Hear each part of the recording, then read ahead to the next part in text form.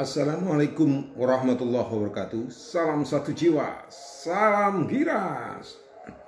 Puji syukur kehadirat Allah Subhanahu wa taala pada suasana hari ini. Saya kembali bersama kawan-kawan Farokadillah Channel dalam ulas berita giras. Ulas berita yang menyajikan berbagai informasi penting yang berkaitan dengan situasi nasional kita dan keumatan. Dan kali ini menyambung pada episode sebelumnya tentang Muhammadiyah, saya mencoba melihat di beberapa literatur yang berkaitan dengan Muhammadiyah. Ternyata seperti yang mungkin banyak diketahui oleh banyak orang, bahwa Muhammadiyah ini organisasi yang bukan kaleng-kaleng. Dia sudah memiliki aset 400 triliun, sebuah prestasi yang luar biasa dan mendapat apresiasi dari berbagai belahan dunia yang merupakan organisasi terbesar di dunia. Jadi Muhammadiyah ini berdasarkan beberapa pendapat dan beberapa analisa yang disebutkan oleh Profesor Robert Hefner, seorang antropolog dari Amerika Serikat, dari Universitas Boston University, yang menerangkan bahwa organisasi yang namanya Muhammadiyah ini adalah organisasi terbesar di dunia dan terkaya. Bahkan beberapa tahun yang silam sempat diusulkan untuk mendapatkan penghargaan Nobel karena besarnya Muhammadiyah dan profesional mengolah kegiatan-kegiatan keormasan yang jarang diliput oleh dunia internasional. Ini membuktikan bahwa Muhammadiyah adalah organisasi yang sangat besar dan disegani di dunia. Baik, pada kali ini saya akan melansir sebuah informasi yang berkaitan dengan Muhammadiyah, di mana Muhammadiyah disebutnya sebagai organisasi yang memiliki kekuatan yang luar biasa. Peristiwa penggeragajian pelang nama milik Muhammadiyah di area Masjid Al-Hidayah, Desa Tampu, Kecamatan Celuring, Banyuwangi, bukan hanya peristiwa terjadi kali ini. Bahkan pengurus daerah Muhammadiyah Banyuwangi melansir ada 9 kasus sebelumnya yang menimpa Muhammadiyah di Celuring dan khususnya di Banyuwangi. Pada tahun 1999, pendiri Muhammadiyah yakni Kiai Haji Ahmad Dahlan sudah masuk Banyuwangi untuk berdakwah, mengisi pengajian di Banyuwangi sambil berdagang batik. Kiai Ahmad Dahlan ini orang Yogyakarta, dan sebagai tokoh, sebagai pendiri Muhammadiyah, sebagai pendiri kemerdekaan, pendiri organisasi pergerakan dan kemerdekaan, dia tidak hanya berdakwah ke tempat itu, namun juga sambil nyambi, sambil mencari rezeki, sampai dia berdagang ke daerah Banyuwangi dan melakukan dakwah dilakukan di pusat pemerintahan kota Banyuwangi yang sekarang bernama Jalan Panglima Sudirman. Namun kehadiran pertamanya itu usai mengisi pengajian langsung dapat ancaman pembunuhan. Luar biasa. Bahkan ancaman itu tidak segan-segan. Apabila datang lagi ke Banyuwangi, dia akan dibunuhnya. Namun Kiai Haji Ahmad Dahlan bukan kiai kaleng-kaleng alias pecundang. Ia tawakal, tetap berdakwah di Banyuwangi. Bahkan gerombolan yang mengancam akhirnya menjadi pengikut serta Muhammadiyah. Inilah Kiai Ahmad Dahlan, seorang sosok yang sederhana, cendekiawan, dan mampu meretas perjalanan panjang sebagai tokoh pergerakan. Namun ketika banyak tokoh Banyuwangi menjadi pengikut Kiai Ahmad Dahlan atau organisasi Muhammadiyah berdiri di mana-mana, kemudian tidak berarti tidak ada yang ngiri. Ya, bagaimanapun juga namanya organisasi besar selalu dan senantiasa mendapat tantangan yang luar biasa. Meskipun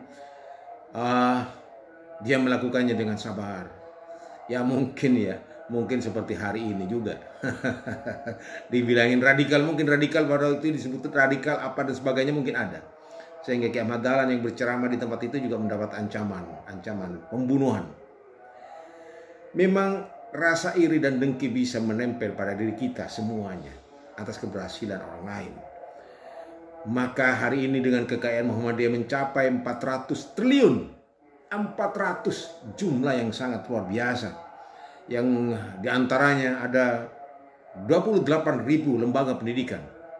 Kemudian 170 universitas, 400 rumah sakit, 340 pesantren, 23.000 PAUD yang dikelola Aisyah, dan 3 perguruan tinggi yang dikelola Aisyah, serta sekolah tinggi juga yang dikelola oleh Aisyah. Hari ini sudah di Melbourne, Universitas Melbourne, dan di Malaysia sudah ada perguruan tingginya, dan dirintis sekarang universitas di Amerika Serikat di Los Angeles.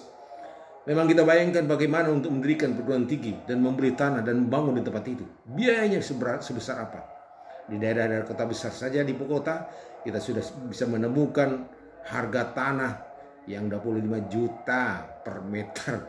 Kita bayangkan kalau di Amerika Serikat berapa juta per meter mereka harus membeli Muhammadiyah. Inilah Muhammadiyah punya napak tilas yang jelas dalam kesejarahan kita.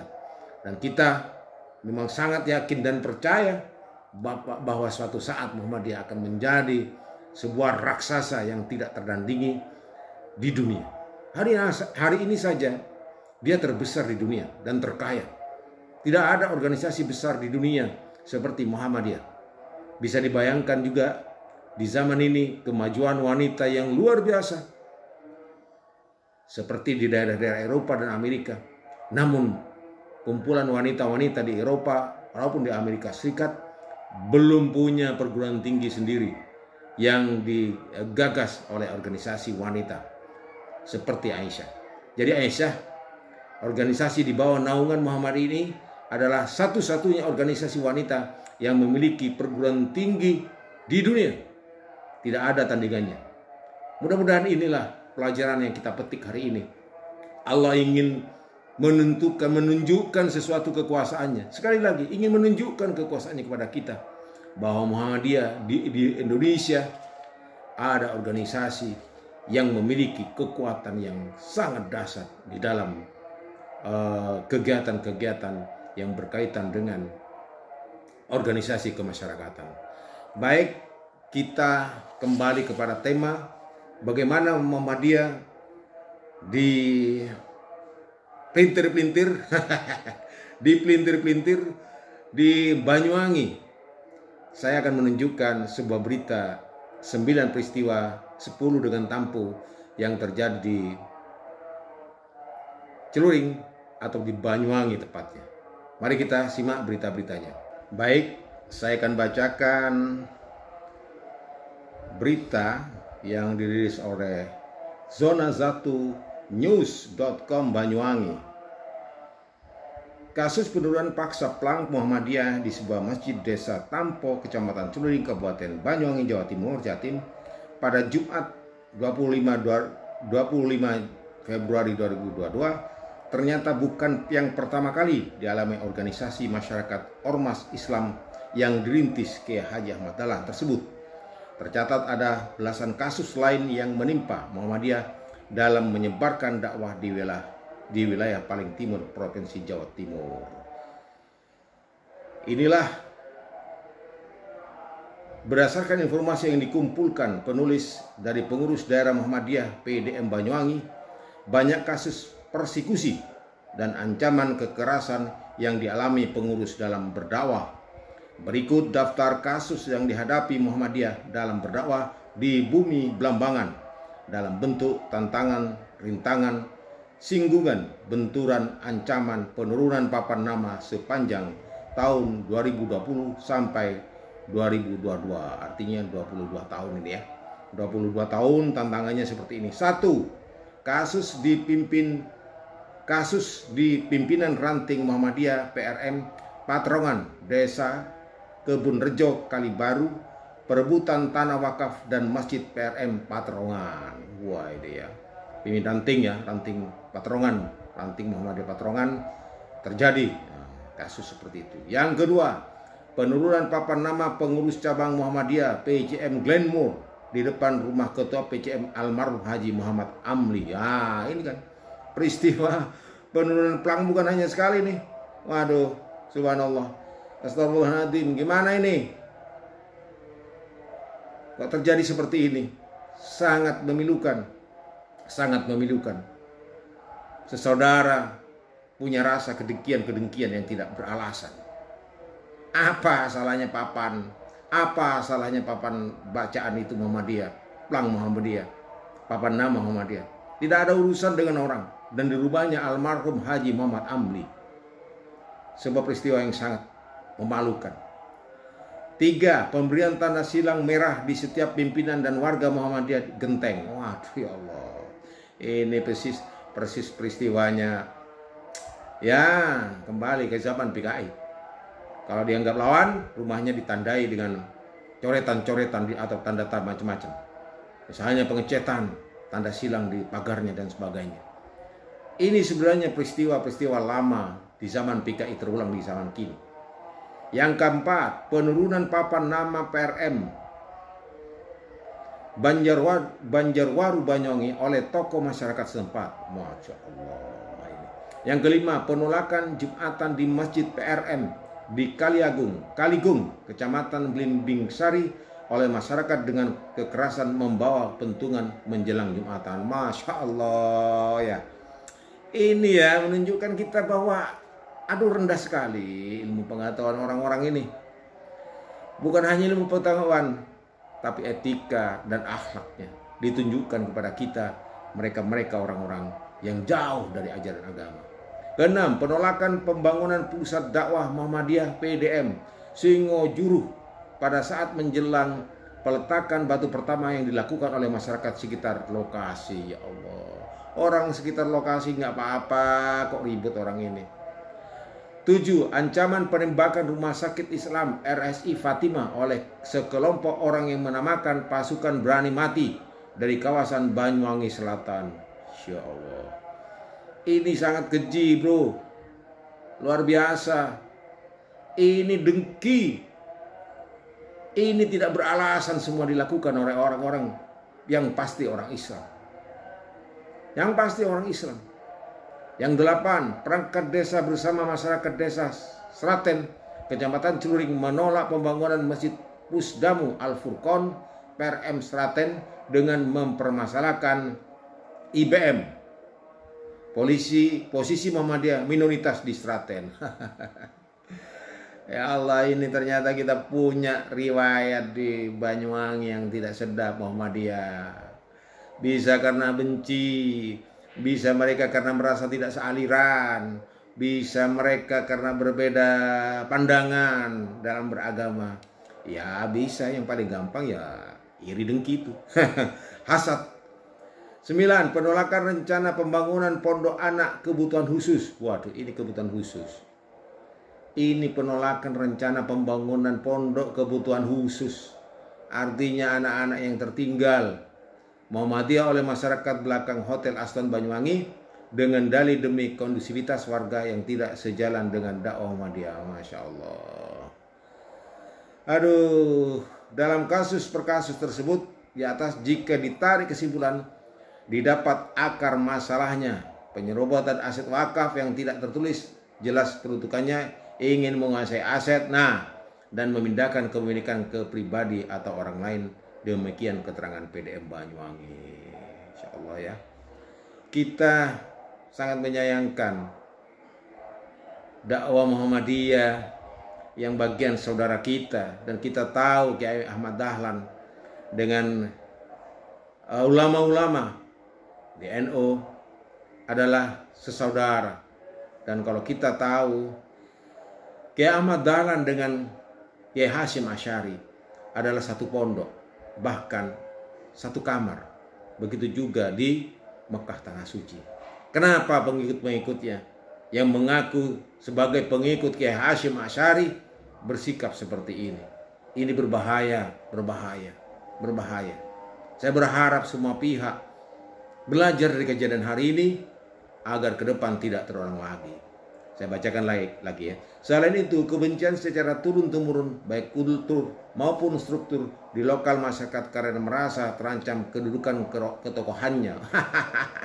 Takut kehilangan pengaruh, Bu, dengan pengaruhnya. Sehingga mereka harus melakukan penghadangan dakwah Muhammadiyah secara masif lewat kekuatan masyarakat lokal dan pejabat setempat.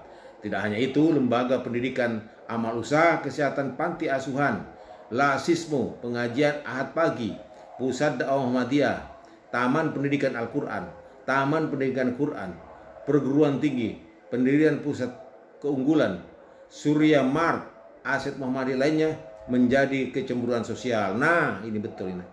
Hal itu menimbulkan kedengkian dan ketidaknyamanan bagi mereka yang sudah sejak awal menunjukkan sikap ketidaksenangan. Kepentingan politik lokal menjadi penyerta dan penumpang kepentingan sesaat, memanfaatkan kelompok lain, menciptakan kondisi keruh, dan memanfaatkan kelompok anti kemapanan untuk cari muka, cari pengaruh. Lain-lain dengan demikian, mereka seharusnya menyadari keadaan ini. Demikian keterangan pengurus daerah Muhammadiyah Banyuwangi. Wah, ini tanggal berapa ini ya? Tapi bagus ini. Jadi dari zona 1 news ya. Ya, zona 1 news yang ditulis oleh editor Raina. Kawan-kawan Horkabdillah, betapa mirisnya jika kita membaca berita ini. Ternyata di Banyuwangi ada latar belakang yang sangat berat. Perlakuan yang diarahkan kepada Muhammadiyah. Kita sangat prihatin. Hari ini aset Muhammadiyah yang berjumlah bernilai 400 triliun, ormas terkaya dunia berdasarkan penelitian antropolog dari Boston University, Amerika Serikat, bahwa organisasi ini seharusnya mendapat tempat khusus di kalangan masyarakat kita, bangsa Indonesia. Begitu pula dengan wanita-wanita, para perempuan di lingkungan Muhammadiyah yang dikenal di kelompok perkumpulan Aisyah. Mereka berada di peringkat teratas dalam hal berorganisasi. Mereka mampu menciptakan, membangun 3 perguruan tinggi dan beberapa sekolah tinggi di mana hanya bisa dilakukan oleh orang-orang yang bernaung di bawah Muhammadiyah. Hari ini Muhammadiyah memang diiri dan dibenci karena kekayaan mereka. Hari ini Muhammadiyah juga kadang-kadang dikatakan Wahabi, sebalik beling yang dinilai sebagai ajaran sesat. Padahal tidak seperti itu. Dan labeling itu, ingat, tentu orang-orang yang tidak paham agama yang memberikan labeling Wahabi terhadap Muhammadiyah. Sebab apa yang diajarkan oleh Kiai Ahmad Dahlan dan Kiai Hashim Asy'ari adalah sumber dari satu pondok pesantren dan dari satu sumber ilmu pengetahuan dari Mekah. Tidak ada sebenarnya, sejak awal tidak ada. Di era hari ini, di era 10 tahun terakhir ini, labeling terhadap Muhammadiyah bermacam-macam. Disebutnya Wahabi dan segala macamnya. Berbeda bro, nggak apa-apa bro. Kita Tuhannya sama, Allah Subhanahu wa Ta'ala. Nabinya kita Muhammad Rasulullah. Kitabnya kitab suci, dan ketiga-tiganya tidak ada yang berbeda. Berbeda dengan agama lain. Ada yang bilang 1, ada yang bilang 1 untuk 3, ada yang bilang 3 untuk 1. Kita tidak melihat itu. Tidak beda dalam hal ini. Oleh karenanya, di dalam hati mereka yang hari ini membenci gerakan-gerakan Muhammadiyah, iri dengan dan cemburu terhadap prestasi-prestasi yang dicapai oleh Muhammadiyah, saya tidak mengatakan adalah kita, saudara-saudara kita. Saya lebih cenderung mengatakan adalah kelompok-kelompok komunis yang selalu membenci karena sifatnya membenci. Komunis ini pada sifatnya adalah membenci, memecah belah, mengadu domba. Ciri khas dari komunisme adalah pecah belah, mengadu domba, iri, dengki, dan hasad. Sekali lagi, kita bisa melabeling mereka yang pembenci terhadap saudara-saudaranya seagama, mereka yang membenci kepada saudara-saudaranya yang sebangsa, yang setanah air adalah komunis. Mari kita awasi, mari kita lawan. Negeri ini akan menjadi negeri yang hebat, akan menjadi negeri yang kuat manakala kita bersama-sama menghadapi musuh-musuh anak bangsa. Oleh karenanya, hentikan labeling radikal, Wahabi, intoleran, hentikan. Mari kita bersama-sama memajukan negara ini dengan persaudaraan. Demikianlah ulas berita hari ini. Mudah-mudahan Allah Subhanahu wa taala senantiasa memberikan kebahagiaan kepada kita, persatuan dan kesatuan kita. Ingat, Pancasila, NKRI, Undang-Undang Dasar 45 adalah pedoman kita dalam bernegara. Bukan ada dalam hati kita, bukan ada pada pikiran kita, tapi ada dasar negara Republik Indonesia yang harus kita junjung tinggi. Muhammadiyah memang hebat, tapi ingat bahwa segala sesuatu yang hebat itu memang butuh perjuangan. Siapapun ingin hebat butuh perjuangan, butuh keringat yang keras, dan butuh kecerdasan tentu. Sekian, terima kasih atas perhatian kawan-kawan Farouk Abdillah Channel. Mudah-mudahan channel ini memberikan pencerahan dan edukasi dalam rangka supremasi hukum dan tegaknya demokrasi. Wassalamualaikum warahmatullahi wabarakatuh. Salam satu jiwa, salam Gira.